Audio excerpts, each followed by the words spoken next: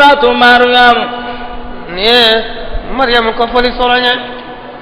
سورة مريم مكية مكة سورة وآياتها آية وجتين 98 آية آية بكرة أنتوني الشيخي نزلت أجينا بعد سورة فاطر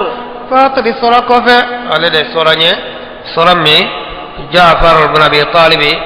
يعني أكم مقام هجرة لا كتا نجاشي في نظر جماننا هوا ويني سورة إن كلا نجاشي كا مطارو كوفة نجاشي مينك نجاشي وله أو شيء femenu be jigaka no qur'anai ko ka do kala o yew kame adona Jafar ayni sura inde kala suratu Maryam adona nazara kama nono ha unyeji shira fla de jigina ko ko bo shinyi ha yo qur'ana kala to me minke unyeji de jigina ko bo shi jigina ko ji nyaji be ton ton ka bo shila بسم الله عندما على تغير الرحمن ألم يهنا لبولن تجيه الرحيم ألم يهنا كلن تجيه كافها يا عين صاد الله أعلم بمراده قرآن حرفونه ودون بسجي ألم ذكر رحمة ربك عبده زكريا إماركا هنا كفولي إماركا كو هنا كفولي أكاجون كي زكريا لا وبنا لك لني سورة كنا إذ نادى ربه متى سيف ني زكريا يا ماري ولا نداء خفيا ولا للا مي ولا لي دغولني اما برنه ايا من فوا دجكر هو الا يا مد قال رب اي دومي فو دفلني اكون تغالا اني وهن العزم مني نكوني كلو لا فرا نند نكرولا نكلو لا فرا واشتعل الرأس شيبا وان كونشي يرمننا شيجلا ده شيجه بركه منن كونشلا ولم أكن بدعائك رب شقيا نتغالا نمك كنانغويه ني كولليه نتغالا نكرولا ودسبكنا وما كنانغويا ني كولليه ده بيوله انت منا بك جابل لفنا وإني خفت المواليا ونسنا بيشلي لانكوفه من ورائي كوفه من بنبلا او دينا نمغيرا نيكا مغو ولا كتا دينا من كوفه اجرو بنده نيته مالان كوفه ده تبو نما دينسو وكانت امراتي عاقرا مسوكرا قوناي وكرا ولو بليه فهب لي من لدنك وليا بافيكا بشفاديا كبيفه يرثني ويرث من آل يعقوب وبشفاي نو بنكيتا نبتنيتا لك يعقوبك سمغو فنانا نميلا يعقوبك سمغوك كيدنيا وكان نميا إيكا مادي نكوفي من بينو بنكيتا لك وجعلوا ربي رضيا انت قالا إيكو ودينك بيفني يا زكريا عليكو زكريا إنا نبشرك بغلام اسمه يحيى أمي سوا نديني ابن دين جسر من تقبك يا لم نجعل له من قبل سميا أما تومن كاي كاكو إتاير ني دوكولو يحيى فلوي أوا نيندي كاكورو يحيى بي دوكولو لدي أتومن تين أنا دي يحيى فلوي قال ربي عليه ردي على ولي دين كولا أشي يلنكو على تلا كفون تيغالا أنا يكون لي غلام قدام بكنا يشوفني وكانت امرأتي عاقرا نمسو دكرا كوناي وقد بلغت من الكبر عتيا نرسرا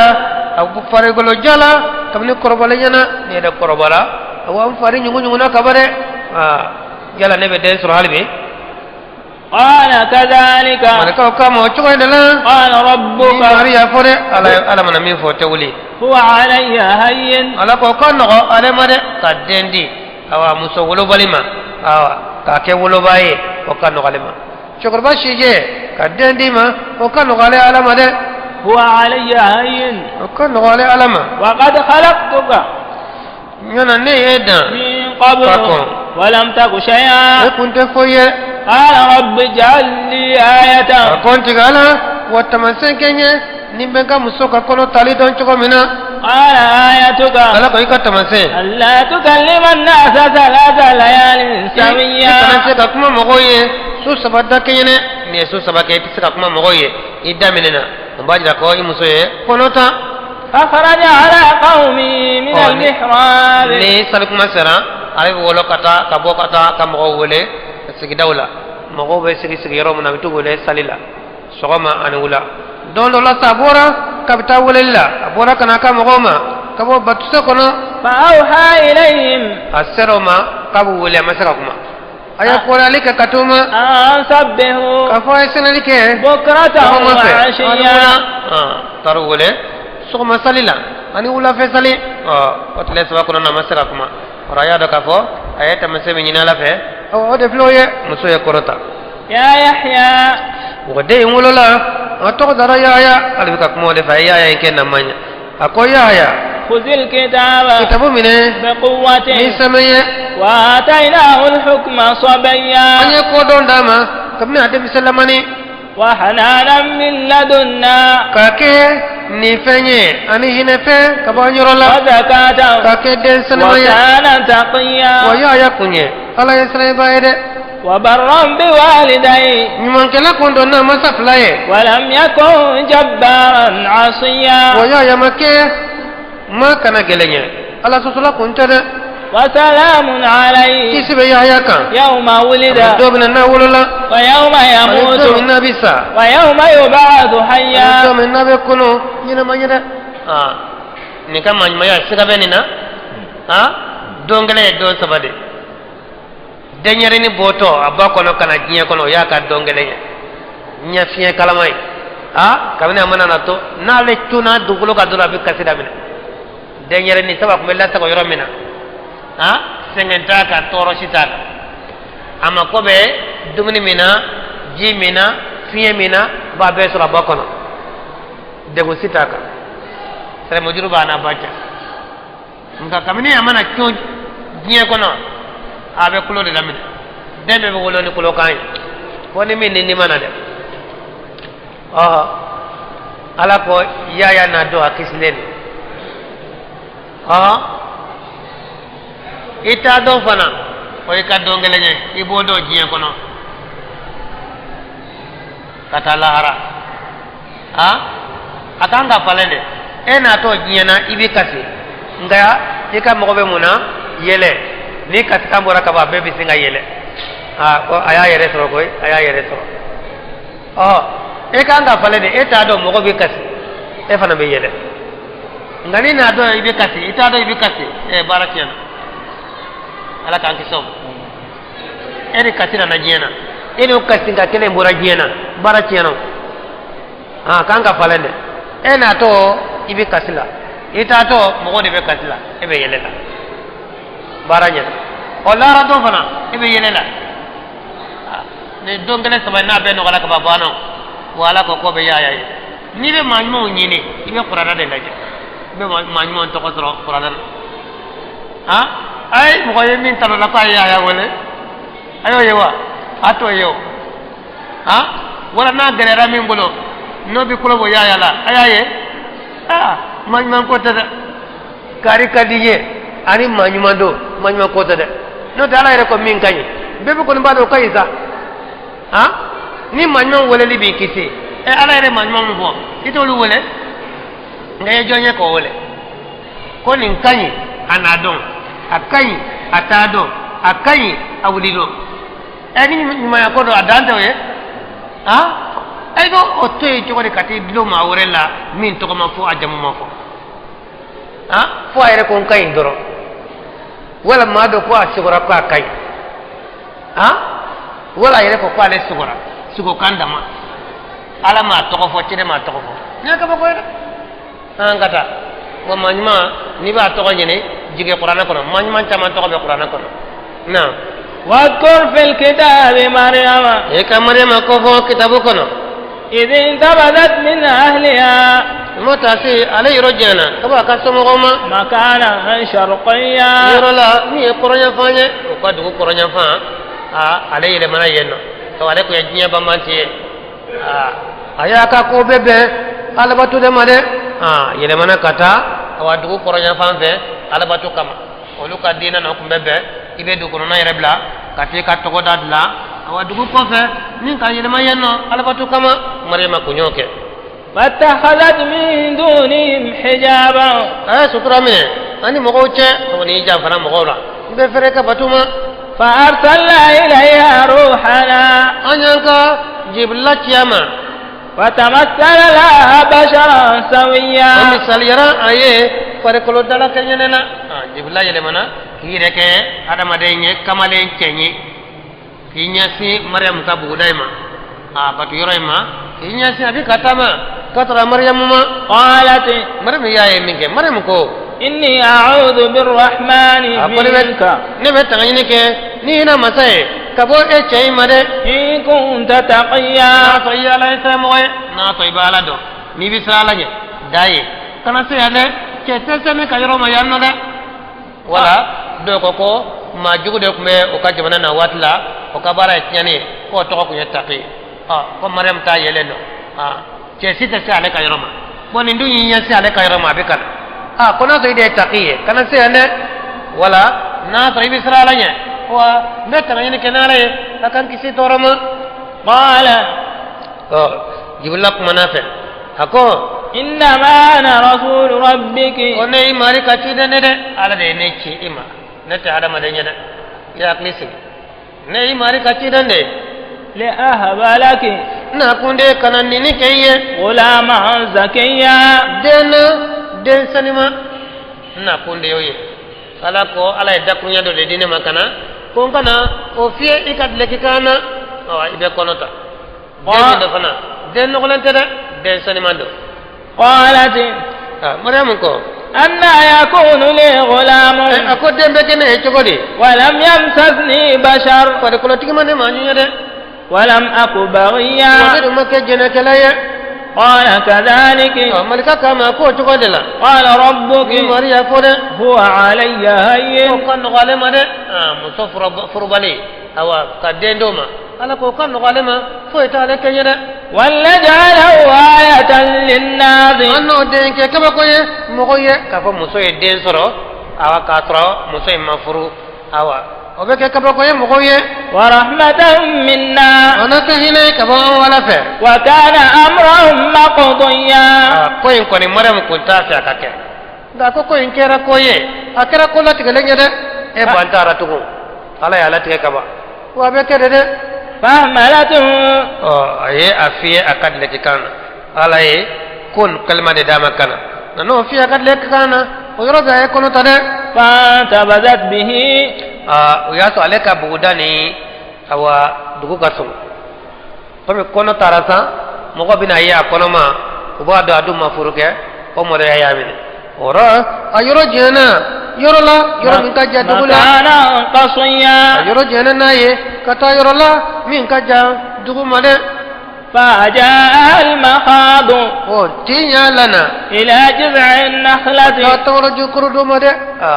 tinya soro min ke sa jigine kuma sera ale قالت keleme kungo kono alla filile madalika tinya folo degunen nana kani seme tamaro jukuru dola akon يا ليتني nena tarasa مت قبل هذا anni ne kun sara nin kono ye ne kuma fsani yada tin ka jugo jugo mena halbi muso ni tin ya do mena be bo dani fiye keda be fo bali fo boy wo marima ko ko ne ne kumba fi halin ka saka ko nin kono intali ne de gunade وكنت نسيا منسيا nake maye ma nyinane una nyinanko ntokotina do dawla nefle nan de soroni ni bina ke ko ene wala de hal ne kun saraka ko ni de soroni فنادى من تحتها yasro anya gona hine do na yerela abeni makare kumaina malika jiblanana o ya wele ani dugmana che tabo ko korona do kumbe no awa o ito ko kono ki kambama o ya sale jole me yoromina o e kote kanae لا تحزني ki kana du su kam kam ye قد جعل ربك تحتك سريا ikana fujunu ikana du sukam kamu I mariye ko jike I koro yanno de jifle ko kono yanno ala ko jidi ma yanno وهزي إليك ويقال لما قال لك كتيمة فنا بجذع النخلة نتبرو جكريه يسمى بتو جكريه منا يقول لما قال لك كده تساقط عليك رطبا جنيا ببوني كيما تبرو دنكلنا مي فورلي فيا ورا دون باو ياتاني يورينا كافو جيباتو من كفساما ويكو جي اني تبرو دنكنه دي تو على يودي داما ayo de di maryamma awa ajige kuma koji ani tawro dengene o de kan jibatoma aye tawro jukri lama gadro wasna ka denke o yoro be ka tamaro dembo fakuli ora dumni ke washrabi ikami wa qarri ayna ikanyana je jinyana فإما ترين من البشر أحدا نيما كلي فرقلو تيغلا فقولي إكافو إني نذرت للرحمن صوما نيندا فلي هنا مساي سنة نسونا نيندا فلي سنة فلن أكلم اليوم إنسيا نكما ما كلا سيتا بيدي تبولو كاسون كما تار نسونا أو أيتكما ما في على كوكو ni dey soro jifle bulo tamro fle bulo awai bi denko be nyana je awa ni hal manana den soro bulo na yininga afo net iba fo kone sunendo ni bulo dai dala daro wado ki sunendo net ak ma fa bi de fatat bi qauma ra den tata kadona edugo kono anana ne denye akam goma tahmilu abe denta qalu يا يمين توكو يا مريم مريم لقد جئت شيئا فريا نيرلا إنني كوتش جوكو بايدا دنيرني إفه يا أخت هارون بالممسو ما كان أبوك امرأة سوء إفا كنت ما جوكو يدا وما كانت أمك بغيا وإبا كنت جناك ليا إدغني سرى شكودي تبو dembe na afala wala kana bala yado fawu ire sonente olu taima ni fe minyana ona na faula mi dem mana juya ona na bawla wala ba fa ko musojugude ko musojugude tike fenya nga fa jugude to mede fa ko rem benaka ko musojugude lebi ka to dembe afa nyeta ababa nyeta juguya la ani nyuma ya ni fa kanyi dendo bina fala umayara ni bakany dendo bila bala umayara ni faka jugu dendo bina fala jugu yala ni baka jugu dendo bina bafana na jugu yala ubora ede law nga fawu olu be kambe ne do kelema awa nyumanya olu tay denyuma febe manaso ngoni yandende ni yandende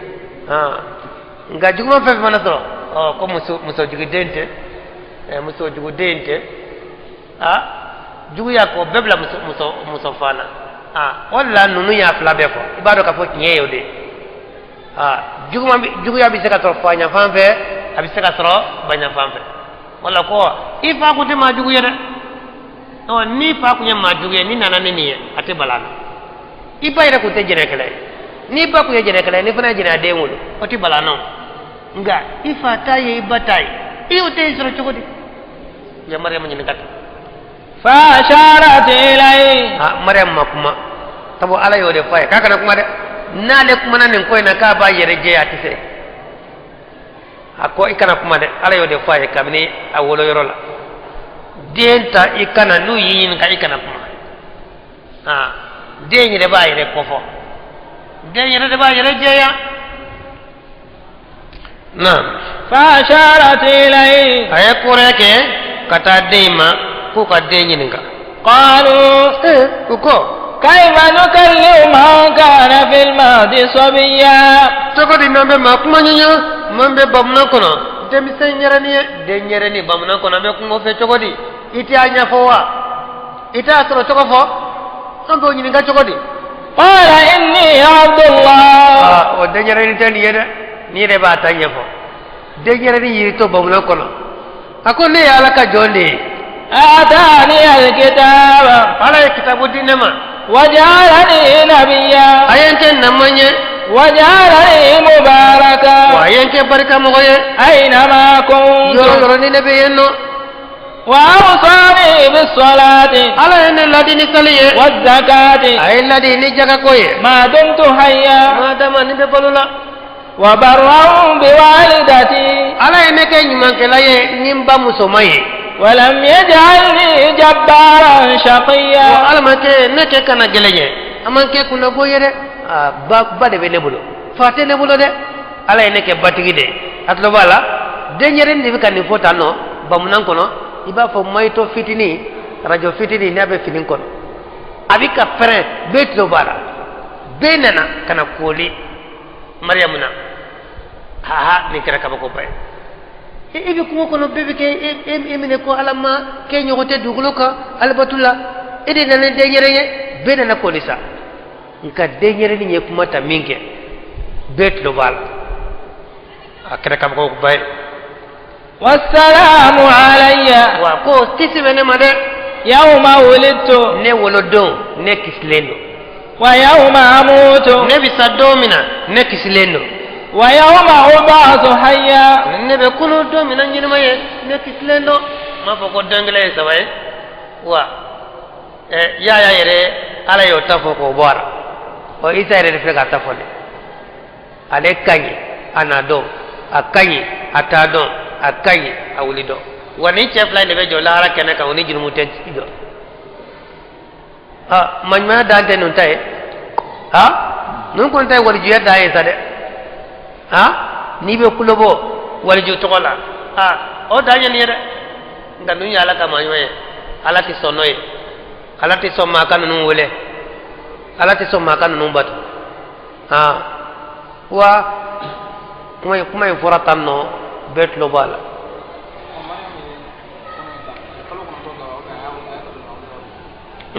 fonya de bola aka kalo kononton nkelila ani kono inteliali bo kuma ere foto ko be minjira kone obe awa pando de kera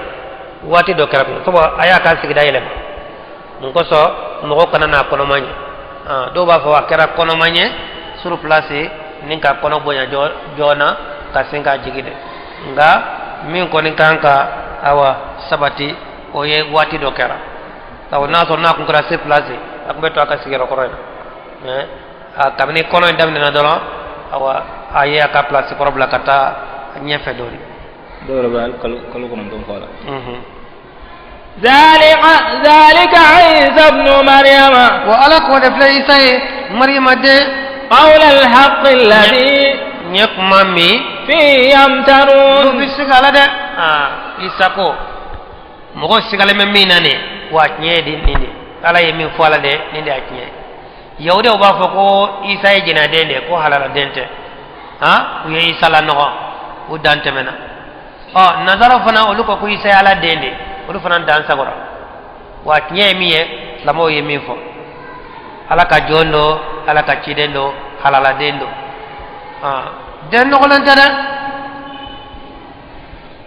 ما كان لله أن يتخذ من ولد أمان كان عليه أكاد من ده نظر يدين كم يفو ويقولون ده سبحانه سنب عليه على كسر دين سرما إذا قضى أمرا نلا كيرلا كونيا منا فإنما يقول له أبا كوي مكة فيكون وبسنجا كده وعلى يا قانون كake apa kake akira على يا فادم دان فاتو بلو باتو بلو kasoro ka hawada o faye adamai batobu kasoro kana isa fananda babola fatola o bay maryam yi ora kasoro ka jinya to mogoda fani batigi to besa fokata jinya wuli batigi ani fatigi abisa ke fama dongone nga fabila de wa inna allah wa ala rabbi o de ne mai wa rabbukum nauma fa'budu batu de isa yo de fo moy isa ma fo maye ko ala ya ma fo maye fana ko ya ala de ko ya ala de batu نيرما أنا أمة أيوة ده بتودا هذا صراط مستقيم ونده إسرات للني إساقولا ده نده إسرات للني نده إسرات للني أو أوديني وأيمين جرا مغلا فنا أودي إسرات للني على كلمة بتو أودي للني ده على دكارسون في الإسرادو أدب لا جونا يعني سيأكنا نوتني سيأي سروكا أي سروكا جولا فاختلف الأحزاب من بينهم أو جماعة ينوفونا ونيونك وويل للذين كفروا ونبي مغيم كافرا من مشهد يوم عظيم كم يدون شريالا من كبونا أسمع بهم كما قد يمينك وأبصر وكما قد يلك يوم يأتوننا نوبنا ما كافروا مشركوا ونا دون أما كما قد يلك نوية كما قد يمينك نوية لكن الظالمون اليوم في ضلال مبين لا ردونا نكون سارا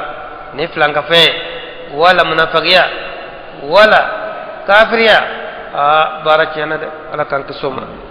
وانذرهم إيك مانتون كونغوسي يوم الحسرة نمساجلن دونا ده ولا لا ردونيا إذ قضي الأمر وهم في غفلة وهم لا يؤمنون لا ردون كيري تيغرا كبا تسمى دين بيتر تسمنا الجنة دين بيتر تسمنا ودو يكا مانتون كونغو سولا ده نولو ياسرو كيتي الجنة بارك يانا ده أنا كان كيسوما ودفلني مسابات دوية ibi tike flabe do dakana ka benjime ni hera bay ipere lawla ma foy surala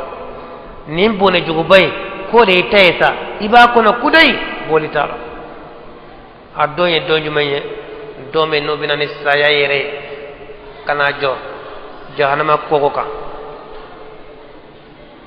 mina jo koko baka asaka digilama atlo lembe bal yana de ngole abeni donwa bebe kulo abeni dode ani mina de ni kana tlawla de akbe dum fe wala jena ni de ambola aya mina de o ba mina betas ma de on fana wala abeni dowa ko fa abeni do ay blaka na jona nan kun toro la jena ni de ko mena toro mana boyanga doro ni bina akana an fa an lafiya bo be nya busle saya yerela asaka diglama aljana de nyabara tasma de nyabara bada ko goyinka ka kanti beto ka bar jana de nye wa khuludun la mauta dumi do sare saya te to saya re sara baba tasma de goma khuludun la mauta wa dumi do sare saya bana saya te to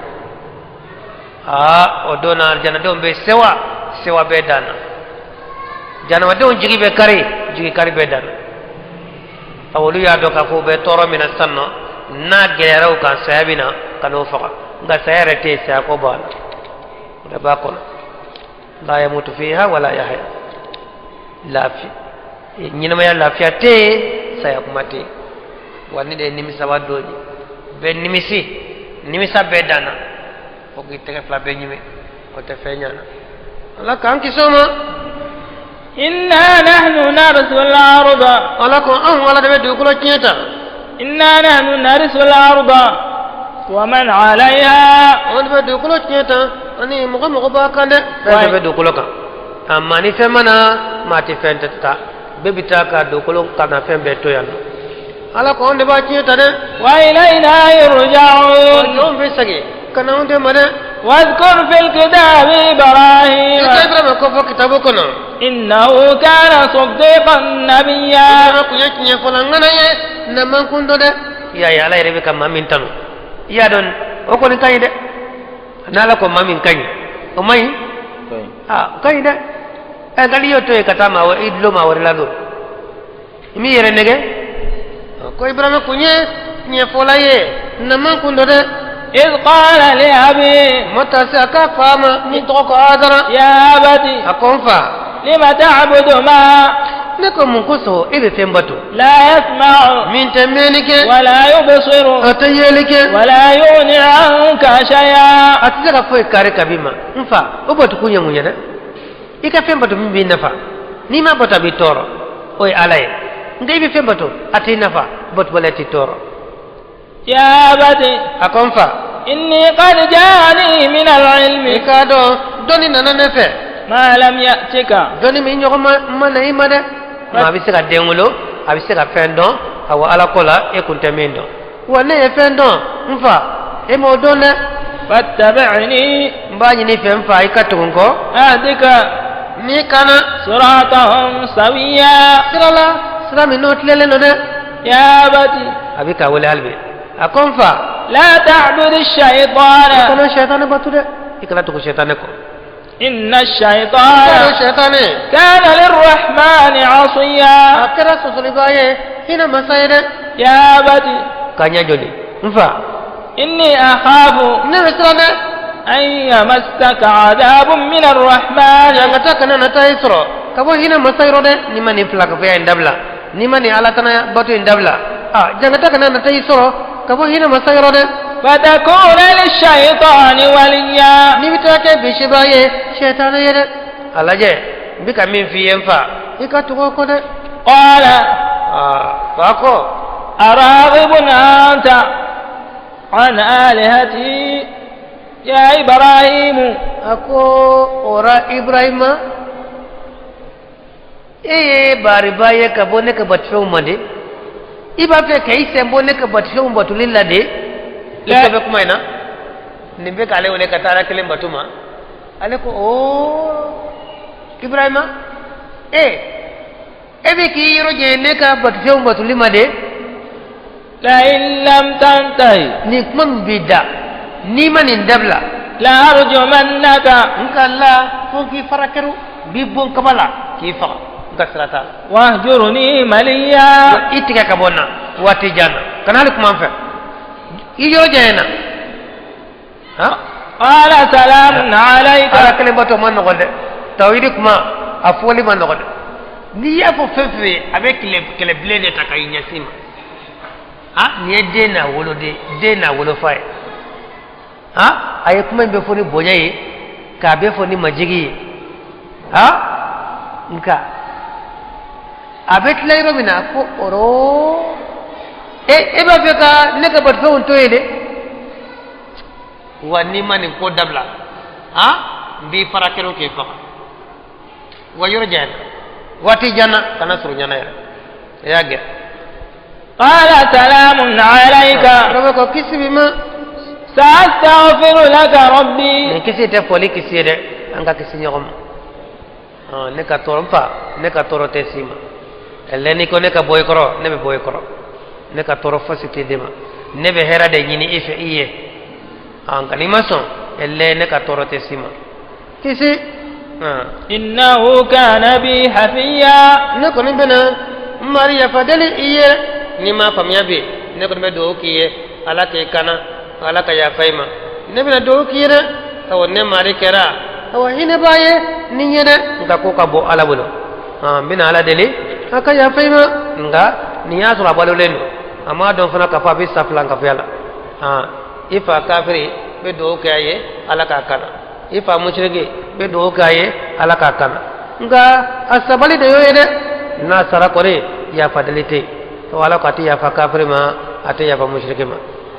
وأعتزلكم aywa ibrahim ko ne ko no be nyoro je yawna وما تدعون من دون الله ani abara ka fe fe wole na ma ken ala ye وأدعو ربي ne ko be mari kele de wole de ala kele ne be de wole ne te fe wole de عسى ألا أكون بدعاء ربي شقيا adala na ke kuna goye ni mari ka wole li de ala wole li ko ni o tege kuna goye de min bi ke kuna goye o ala tara wole de wa ne dun dina ke kuna goye ni mari ka wole li ye wole be mari kele ne wole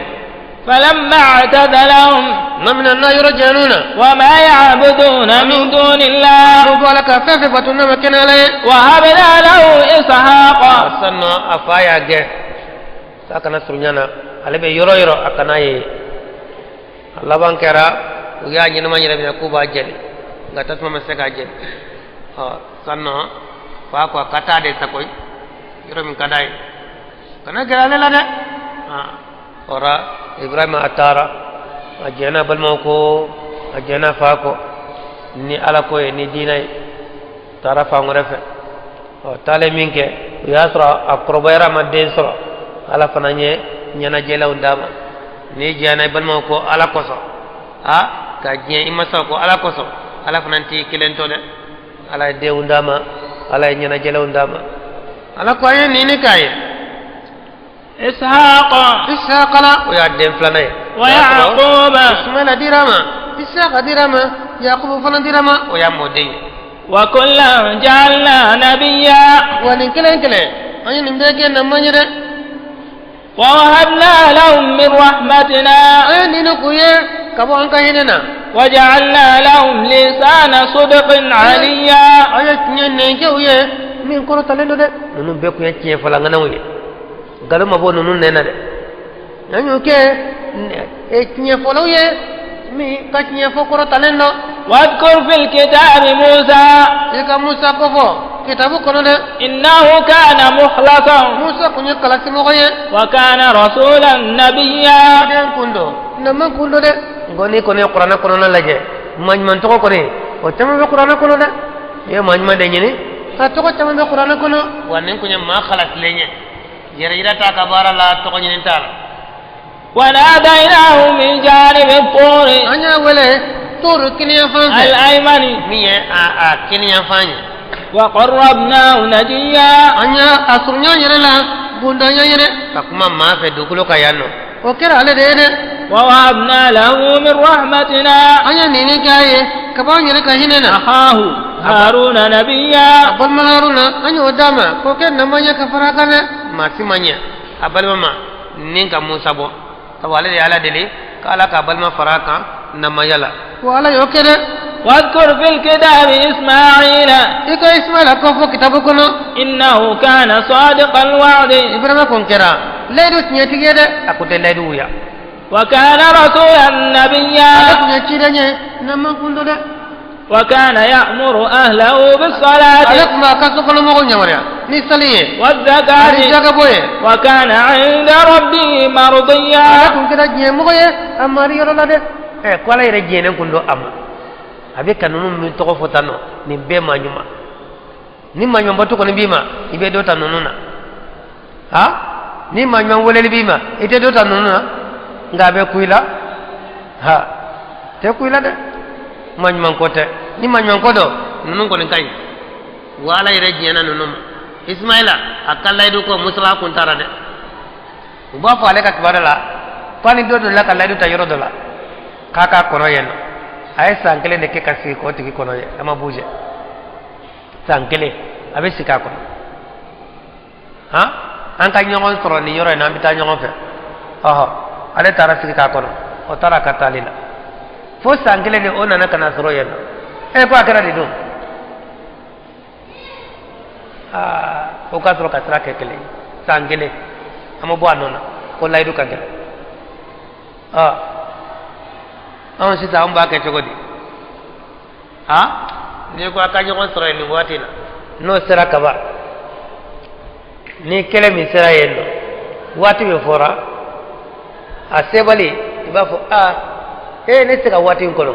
ne bila retard la nana na ba fo ko ne bila lañi o yetale ete waati yere kono e bi singa ko ko kare ko asmayra ko de bita leri dum mase ne se ka leri kono ko e dum de leri ndi ne se ka kono e ba de jogodi was wa ni Ismail wala do tinya tigi donda wa ito ko dara Ismail to ko ma kacha de teridi atau mangkaca de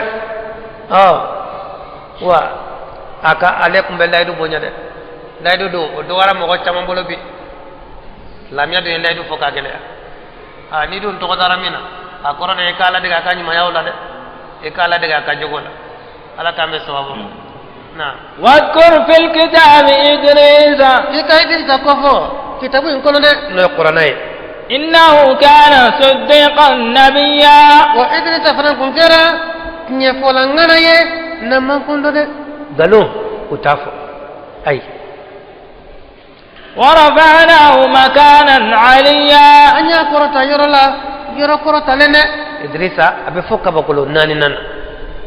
ها تيدا كسانا يلسو أكو أتمنى كاينو وينيو فو كبقولو نان نان دلنا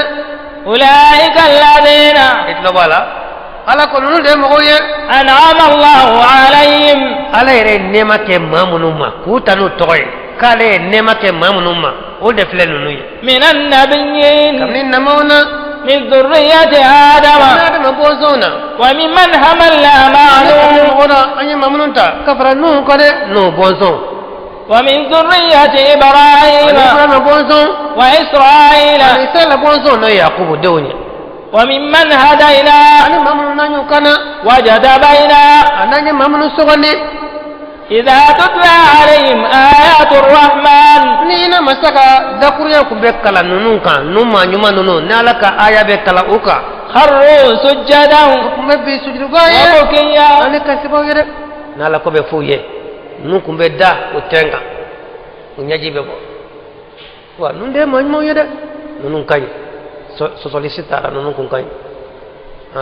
ala k'an ɲɛ ninnu kun ka ɲi dɛ فخلف من بعدهم خلف wa fɔɲaba jugu nana fɔɲa ninnu de kɔfɛ sa maa ɲumanw taalen kɔfɛ fɔɲaba jugu nana fɔ o kɔfɛ أضاعوا الصلاة u ye sali majigi fɔɲaba jugu ye jɔn ye maa wɛrɛ denw tɛ dɛ maa ɲuman ninnu yɛrɛ denw u yɛrɛ denw ni mɔdenw o de na fɔ o kɔfɛ ni ala sɔsɔ ani salibaliya ye واتبعوا الشهوات n'u ye nɛgɛ ko maa ɲuman den tɛ tiɲɛ tiɲɛ kuma tɛ dɛ maa ɲuman den bɛ tiɲɛ wa ala ko kɔfɛ kɔtɔbaw de nana kɔfɛ maa jugu de nana fɔ ninnu kɔfɛ dɛ kɔfɛ jugubaw kɔfɛ maa jugu o de fɔra ninnu kɔfɛ u ye sali majigi awa sali u t'a kɛ a kɛ kuma na o ye sali majigi ye u t'a kɛ a kɛ cogo la o ye sali majigi ye u t'a kɛ a kɛ yɔrɔ la nin bɛɛ ye sali majigi dɛ sali kɛ yɔrɔ de b'a la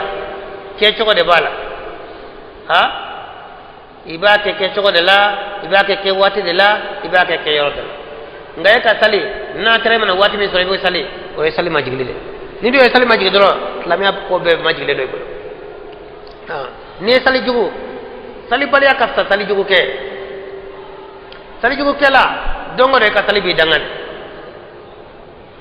e donna sali la kaba i bɔra i tɛ waati ko jateminɛ i tɛ sali yɔrɔ ko jateminɛ i donna dɔrɔn Allahu akbar Allahu akbar Allahu akbar Allahu akbar salamu alaikum i tilala i tilala kaba ciden ko malikaw b'i ka sali minɛ k'a meleke komi finikɔrɔ cogo k'a kɛ k'i gosi ɲɛda la sali yɛrɛ b'i danga n b'a fɔ i ye majigi ala k'i majigi i ye majigi ala k'i majigi sali ɲuman kɛ wali k'i lafiya sali jugu kɛ la sali jugu a bɛ sali b'a danga de don o don واتبعوا الشهوات o tugura o ni dongo de ko dɛ فسوف يلقون غيا sɔɔni sa o bɛna kɛru o ka ye kɔ kɔnɔ dɛ sali jugu kɛbaaw de bɛ dɔn o ka ye kɔ kɔnɔ o ye kojuguba de hali ni ye nɛgɛ fin fila kɔnɔ a b'a tigɛ k'a kɛ ji ye o ka ye kɔ kɔnɔ kojuguba wa sali jugu kɛlaw de bɛ dɔn yen إلا ne maa min kɔra ko mɔgɔ bɛ sali ko bɛ silamɛ e ko munafiku bɛɛ bɛ sali n'i y'a mɛn munafiki salibaw a bɛ salibaw de la dɛ sali jugubaw k'u bɛ don o ka ye kɔnɔ kojuguba in jahanama kolon tɔw bɛ tanga ɲini kɛ tile kɔnɔ siɲɛ 70 k'ala k'olu kisi ka ye tɔɔrɔ ma jahanama yɛrɛ kolonjuguba ninnu dɛ olu yɛrɛ bɛ ala deli ko ala kana ka ye ka kɔsɔn ma dɛ k'ala k'u kisi ka ye tɔɔrɔ ma bon sali jugulaw de sali jugukɛlaw de bɛ bila o kɔ in kɔnɔ sali ka gɛlɛn dɛ wa innaha la kabira illa ala al-khashiyin a kɔrɔ la thaqila sali ka gɛlɛn dɛ fo majigibaw i ka sali kɛsɛn-kɛsɛn kariw b'a kɛ tan o tɛ sali ye dɛ ciden y'a kɛ cogo di sali bɛ kɛ ten de cide ko sallu kama ra'aytumuni usalli ay sali ko ma yinya ka sali cogo men cide ka sali cogo ado wonente kitabu kono de abe kalam fe mbela abe kitabu bela foni mami yitu de kala bo nyabala unyambara de cide ka sali cogo abe sebene no kitabu kono ni sallatenno garanti bi bolo ni masalite garanti bolo tri bolo da dara do ni kasali sagrela ni kasali sagrima kana balaila de tab e fenke cide mami fuye amaki akoda ay sali kuma ay kasali cogo men silenga cide no kasali cogo abela kala mun salla no to ya abela kala avec tabu kono te yero do golena foni mami yire tuguda ni yire tugu gole ibise kabba no de ka fa cide kasali cogo kita do ay dokotara de abe amisema fara kuma baka abe sebenendo wani sike be sali jugo kala ika sali bala ke danga wa kollara do ibita gaye ko de ko jugo bay ala ka anti sama illa ma taba foni mamin tubira de ya ala dayele ala be hine ni be sali jugo kala ni tubira kuma ka dabla kita ke sali nyumanye ni tubira ni kalimania وعمل صالحا ni kabarany make فأولئك يدخلون الجنة lama kun be dal jana kono ولا يظلمون شيئا lute no sifo sikdan jalana جنات عدن sigi aljana so aljana so mi وعد الرحمن عباده بالغيب ni na masay wala duta aka jonyo nye tungana إنه كان وعده مأتيا aka da ala kalaido akara na fanyana لا يسمعون فيها لغوا utefa taraka me aljana kono إلا سلاما to kisikuma ولهم رزقهم فيها بكرة وعشيا ko garjaga be uye aljana ndo kono sogoma anula تلك الجنة التي aljana so ne aljana so ye نورث من عبادنا من ambe ma cheta alanka jona كان تقيا min kera la isne baye وما نتنزل إلا بأمر ربك cide sallallahu alaihi wasallam alaykum malika jibril donola ko ibi famama anta fe ka famama an gon ba fe watibe ikara bo anyede ala ayadi jibril ma kano fay malika woni hada made on tekele ala hada made danka ibrahim sagola ni ki bita yoro mena bita ni ki bina yoro mena bina ngo osramadi malika made malika kone ibe i place de la ite déplacer fo nyamari kadina way tara ci minana bana do be ka place la malika o beten aka fo yoro ngadi mbeta mo nga madola mbeta bon teri de la ay ala mo liberté de malika o made ada wade ne bi sagola yoro ija ibita wa ala ni aya ne fo jibla e kana fo ci de nye sallallahu alaihi wasallam وما نتنزل إلا بأمر ربك on ta jigide fo na kerani mari ka nyamar kay ni ya yambe jigi kana imari de yanci no tan yere saka jigi nan yere ka nyamar kanya له ما بين أيدينا tan bela jile be ala de min baw nya korola la وما خلفنا an ko fe وما بين ذلك an ko nyena ko abe be ala de bulo an min bonu nyawacha وما كان ربك نسيا mori mari ma kanya mbayde رب السماوات sanfara utigi والأرض ni du ko tigi وما بينهما an min be olu nyawacha فاعبدوا ko kele ne batude kaba ko tigi o kele ne batu du ko tigi o kele ne batude واصطبر لعبادتي ikadumi akabatuye هل تعلم له سميا yala be tomando aywa ay ala tomanya folo ay tomante ala la de ala e fenkele ni ko way o kele batu iki se bo to bera tomante ala la wajjanyante ala la akele ne batu de ويقول الإنسان ade mo de ni mbafo أإذا ما مت yala ni ne sara لسوف أخرج حيا yala ne be bo nyina ma yetuwa ada den kafiri de kanyani أولا يذكر الإنسان ala ko yalla ada ma den ta amiri ale ta amiri أنا خلقناه ka fon ala yale dan من قبل ka fon ولم يك شيئا akunte fo siede e ko biande ifa be de bisela wat me ko be mi e kunte yere ala de dan kana niya biye bina fo ko nala e fa ko atete ko no to فوربك wan kallani mariye لنحشرنهم فانكو لكفو والشياطين الشيطان ثم لنحضرنهم كوفي فانكو لنا حول جهنم جثيا نغري بايه جهنم كرفه فين في بانا تكاكونونا فين في بانا لا كلمه ما كامبينا بي نغري جهنم كورو يكون بركان كوني ثم لننزعن كوفي فانكو فسلك من كل شيعة كما كل بلا أيهم أشد على الرحمن عتيا ومن منك نوكا gele kana gele na ina masama de ambu tomo teno de mum ka kana gele ka gele mum kun ka jugu ma jugu ambu tomo mo ko chama teno kubla janama kono de ثم لنحن أعلم بالذين هم أولى بها صليا an wala de bado ma minni o kakani janini tasmaina ambu do ma minni tasma janni kaka ambu tomo ka wajama chama kubla tasma en kono de وإن منكم إلا واردها walakum ma kalasi tawla fa be tasma jere bayre كان على ko be man tola ma jugu tola bebe tibe tasma fe taw sirati be bama tasma de ka ite arjana soro ni mate be sirati fe ite tasma soro ni mate be sirati fe zati dum kam mese nyashi adaka disri fe iba ka be ko bite fenka ni du majala le de fe ite arjana soro ala kal kando ko bebe tibe tasma fe ala kan ta ke hera ya adona kidom be hamine do abe jorole do kidem be ka kuma e munya adona allahumma sallim allahumma sallim allahumma sallim allahumma sallim kidem be duola ala kisike tanke ni mi ko ni yere ye sirati ko fe folo mata ka foy da folo kide sallallahu alaihi wasallam ako wati sababi yenno mo be nyine febe ko fiire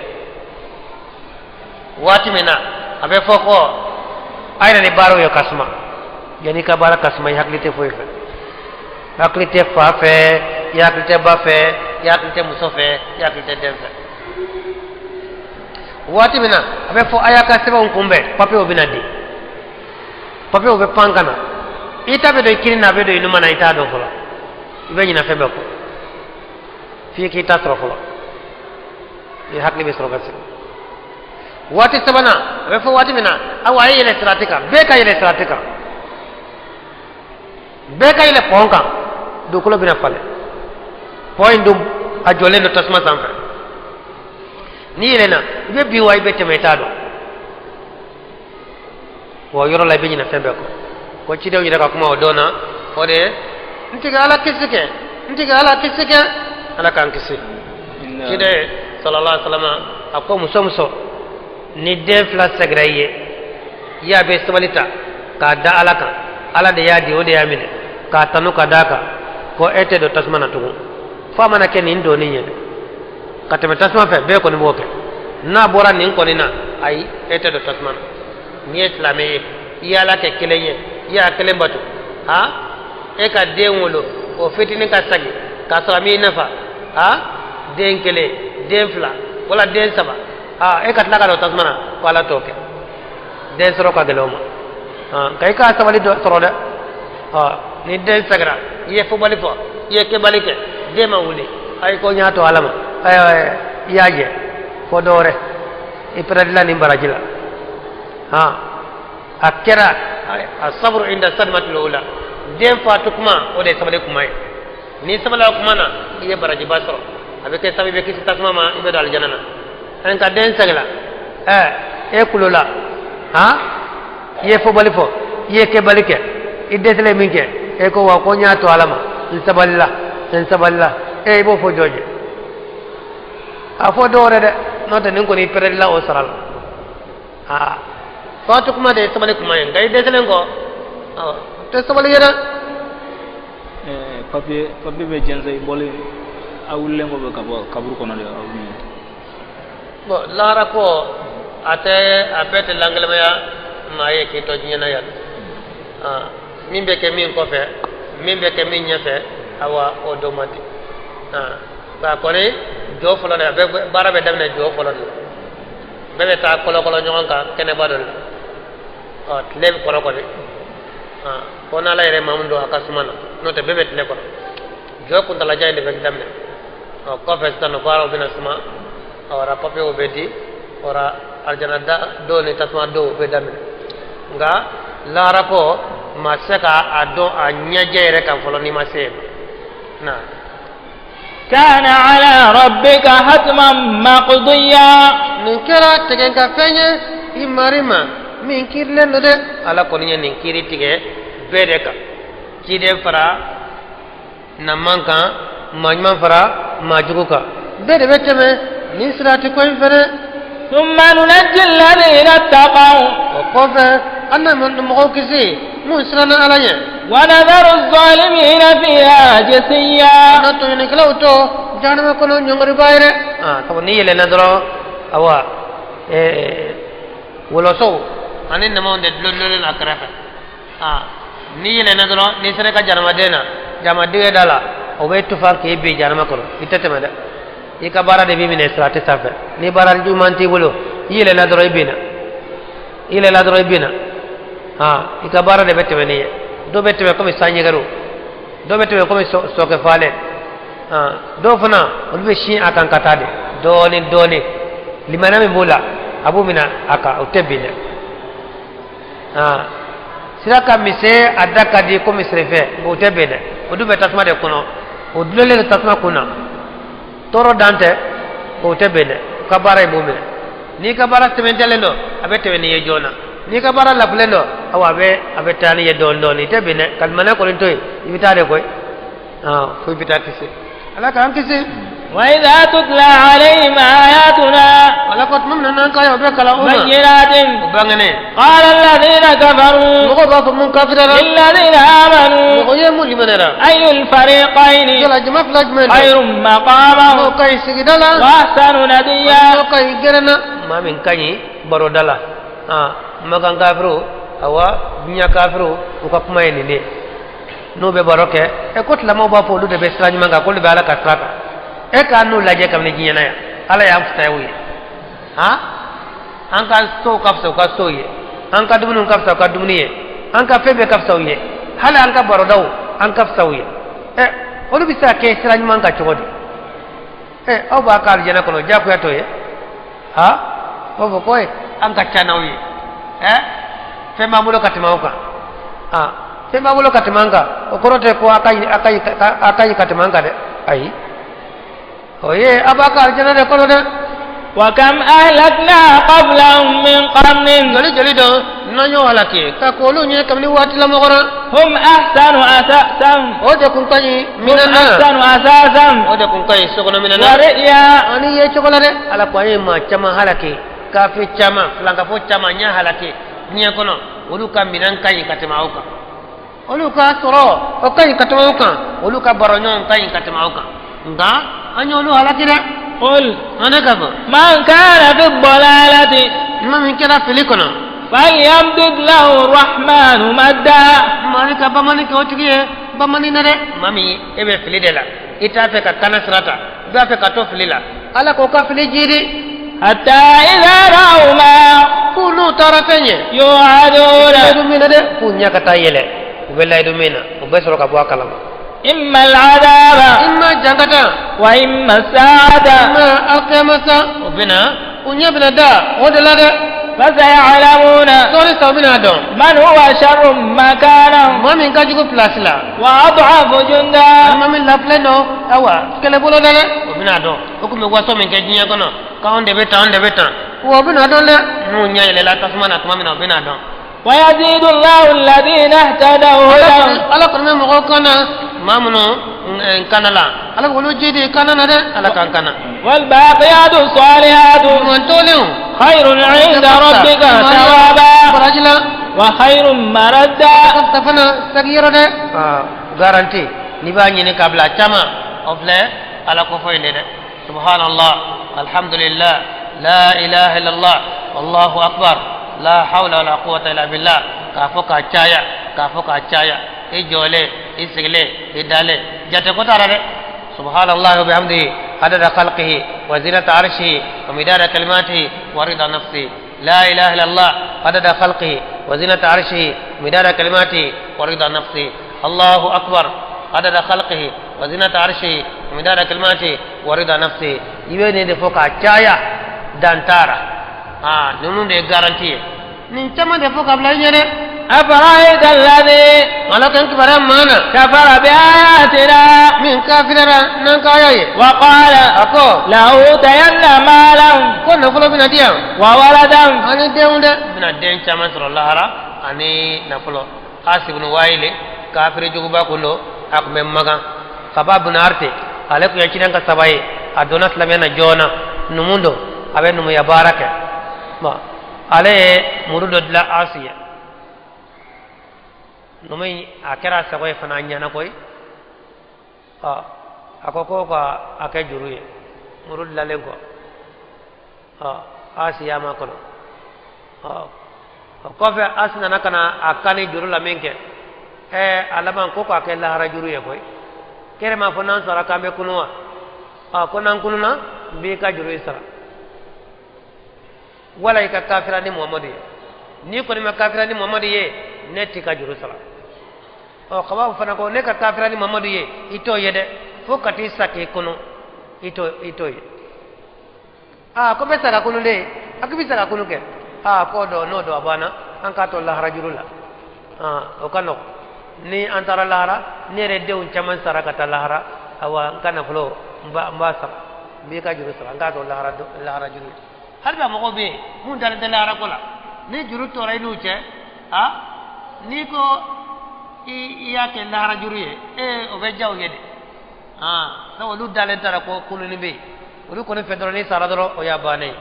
o ta nyere attala al-ghaiba yalla alay yingira ko dogole na folowa أم اتخذ عند الرحمن عهدا ترى إلا يدمنه إنا ما سابولا ده كافو دوني مصوبة ده دوني نفلو بدي علما كلا وبلا سنكتب ما يقول أبنا فين سبه أبي كافين ففو أمبا سبنا ونمد له من العذاب مدا وأمبا بماني كايه جانغتلا بماني نده أكا جانغتا أمي دو دي فراكا كا دوبلي أكا نيادا دي أنكما ولي هكي بيلا كي تاسرا ambina ka jangata jiri ونرثه ما يقول amba kinyata fena akna min fore ويأتينا فردا وابنا malara don akele ma foko de umbale bulo wala radon ni denti sama de akele ne bina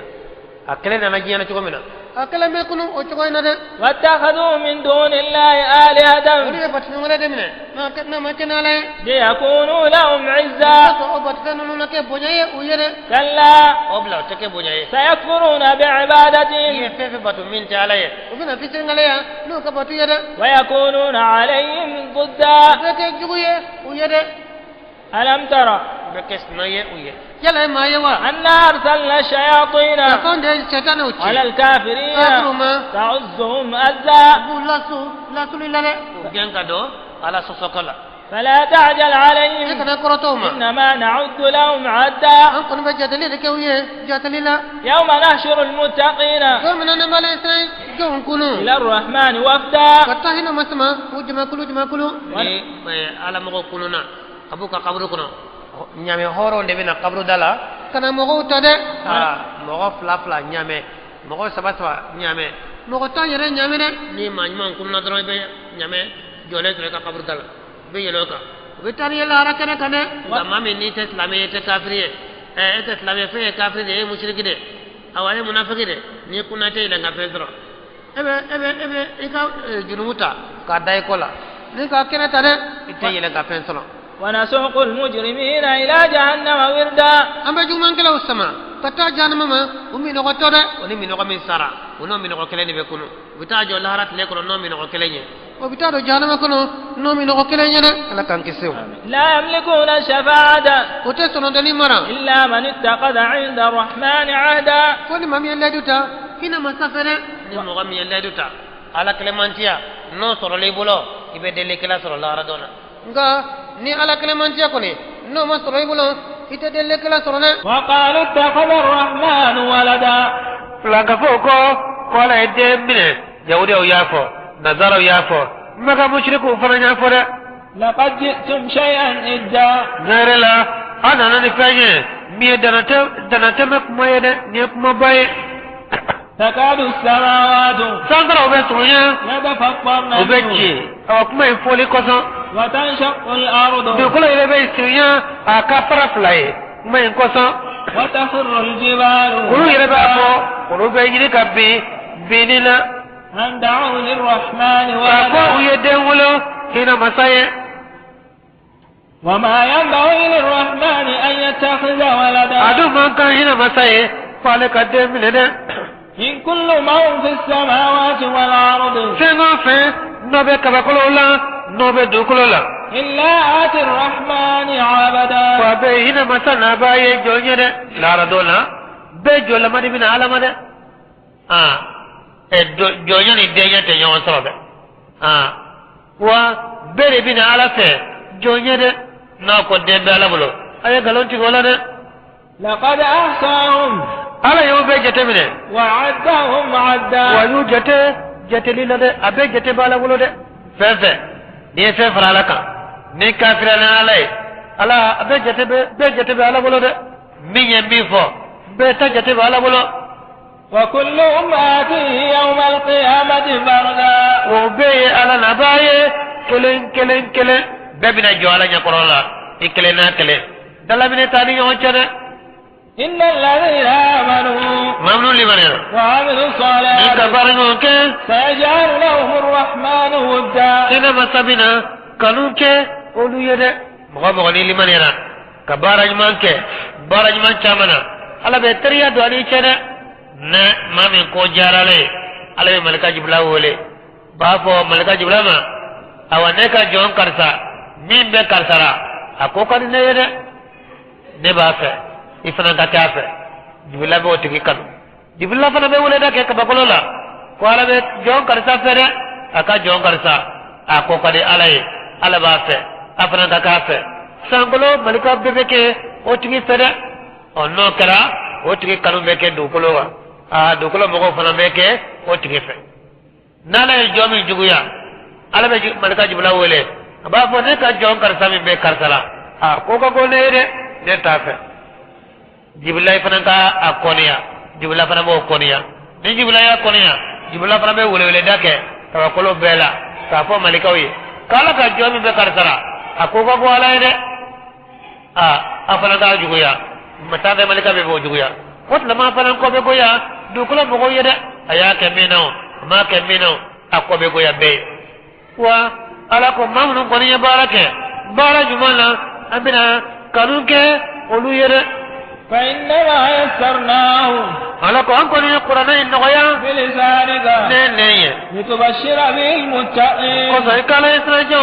e ko lu jali na ye wa tunzira bi qawman nudda ma baba na ye mami ye ma kana gelenye wa kam ahlakna qablahum joli da nanyo alake ka ko ba watla mo no ye kabni watla mo ora hal tuhissu minhum min ahad yala be somi ula kelelna wa aw tasma'u lahum rikza wala ibali mangani me uyewa mamnu halakla mamnu fatura de tara qabru sola ma chamandale be na disi ba chamandale be mu disi gosi ko ni telefonema intekenema